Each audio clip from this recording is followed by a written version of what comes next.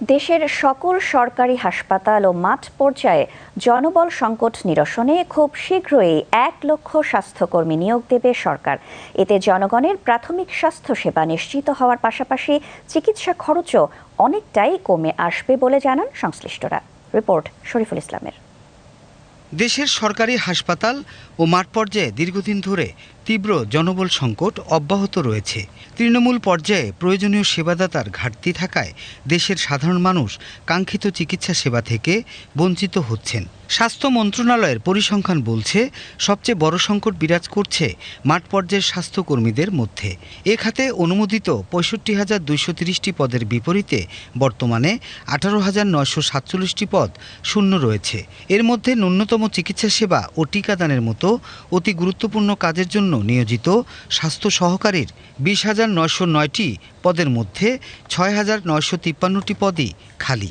এছাড়াও পরিবার কল্যাণ সহকারীর ৮,২৯৩টি, পরিবার কল্যাণ পরিদর্শিকার ৩,১৬১টি এবং কমিউনিটি হেলথ কেয়ার প্রোভাইডারের ৫৪০টি পদ শূন্য রয়েছে। এমন বাস্তবতায় সরকারি স্বাস্থ্যসেবা খাতে মাঠ পর্যায়ে জনবল সংকট কাটাতে খুব শীঘ্রই ১ লক্ষ স্বাস্থ্যকর্মী নিয়োগের পরিকল্পনা নিয়েছে স্বাস্থ্য মন্ত্রণালয়। স্বাস্থ্যমন্ত্রী জানান, ১ লক্ষ স্বাস্থ্যকর্মী নিয়োগের পাশাপাশি বিশেষ বিসিএসের মাধ্যমে আরও ৫,০০০ চিকিৎসক নিয়োগ করা হবে। স্বাস্থ্যসেবাকে বিকেন্দ্রীকরণ, গ্রাম অঞ্চলে মানুষের কাছে স্বাস্থ্যসেবা পৌঁছে দেওয়া, তার মানে ঢাকা থেকে বাইরে বা চিটাগং থেকে বাইরে অর্থাৎ গ্রাম এলাকায় জনগণের দৌড় করে স্বাস্থ্যসেবাটাকে পৌঁছে দেয়। That is the disintegration of health services. যতদিন না পর্যন্ত এই ডিসইন্টিগ্রেশন না করা যাবে ততদিন পর্যন্ত কিন্তু স্বাস্থ্যসেবা জনগণের কাছে পৌঁছে দেওয়া যাবে না।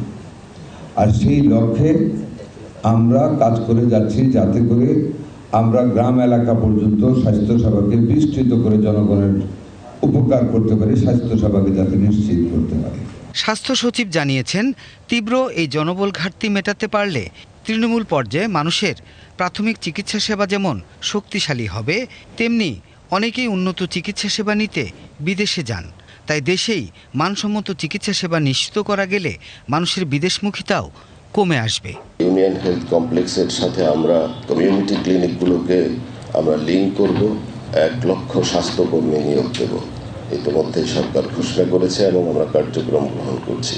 প্রাথমিক স্বাস্থ্যসেবাকে নিশ্চিত করা গেলে আমাদের জনগণের যে আউট অফ পকেট এক্সপেন্স হয় প্রায় 70% অর্থ, সেটা কমে যাবে এবং 40% রোগীর সেকেন্ডারি কিংবা টার্সিয়ারি লেভেলের স্বাস্থ্যসেবার উপরে যে চাপ তৈরি করার জন্য এসে থাকে, এই চাপটাও কমে যাবে। সরকারের এসব উদ্যোগ বাস্তবায়ন হলে দেশের চিকিৎসা খাত হবে বাস্তবমুখী ও জনবান্ধব। দেশেই মিলবে উন্নত চিকিৎসা সেবা, এমনটাই বলছেন সংশ্লিষ্টরা। Shariful Islam, BTV news, Dhaka.